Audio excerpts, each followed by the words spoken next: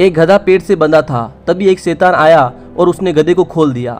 गधा मस्त होकर खेतों की ओर भाग निकला और खड़ी फसलों को बर्बाद करने लगा। इसके बाद वह एक किसान के खेत में चला गया और उसकी फसल को नुकसान पहुंचाने लगा। तब किसान की पत्नी ने यह देखा तो उसे गुस्सा आ गया और उसने गधे को मार दिया।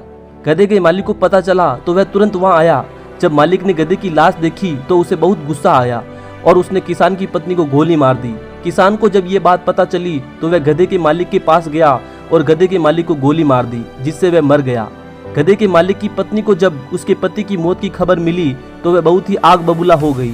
उसने अपने पति की मौत का बदला लेने की सोची तो उसने अपने बेटे को बुलाया और गुस्से में किसान का घर जलाने का आदेश दिया। बेटे रात को किसान के घर गए और उसका घर जला दिया। उन्होंने सोचा कि किसान भी घर के साथ जलकर मर गया होगा, इसलिए वे वहां से अपने घर आ गए, लेकिन ऐसा नहीं हुआ।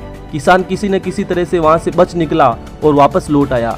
किसान के मन में अपनी पत्नी और घर के बदले की आग जल रही थी, इसीलिए मौका मिलते ही उसने गधे के मालिक की पत्नी, बेटों तीनों की हत्या कर दी। इन सब के बाद पुलिस वहां आई और उसने किसान को पकड़ लिया और जेल में डाल दिया। उसे बहुत पीटा और आजीवन कारावास की सजा हो गई। किसान को बहुत पछतावा होने लगा कि उसे ये सब नहीं करना चाहिए था। उसे गधे के मालिक के साथ बैठकर शांति से समझौता करना चाहिए था। इसके बाद वह शैतान से मिलता है और उसे पूछता है कि यह सब नहीं होना चाहिए था, ऐसा क्यों हुआ। तब शैतान ने कहा, मैंने कुछ नहीं किया, मैंने सिर्फ गधा खोला, लेकिन तुम सबने रिएक्ट किया, ओवर रिएक्ट किया और अपने अंदर के शैतान को बाहर आने दिया और आपस में लड़ने लगे। दोस्तों, हमें इस कहानी से यह सीख मिलती है कि कई बार शैतान हमारे बीच सिर्फ गधा छोड़ता है और बाकी विनाश हम खुद कर देते हैं। अब वो परिवार, रिश्तेदार, पड़ोसी, धर्म किसी भी रूप में हो सकता है। उसे छोड़ने वाला शैतान खुशी से रहता है और हम हमेशा किसी न किसी बात को पकड़कर हमेशा लड़ते रहते हैं और खुद अपना विनाश कर देते हैं। फिर बाद में पछतावे के अलावा कुछ नहीं बचता है।